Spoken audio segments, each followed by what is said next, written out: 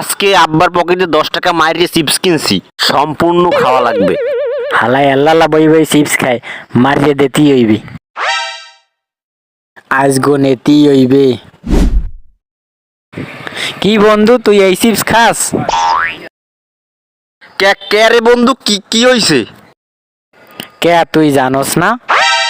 কি কি কি হইছে কত? এই চিপস খাইয়া 200 পোলাপান মারা গেছে। কে তুই খবরে দেহ নাই?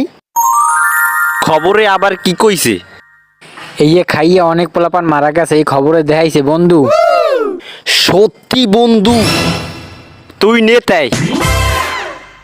দে দে দে বন্ধু, খালে হালাই দিয়াই হালার ফালার বোগদা বানাই আইছি।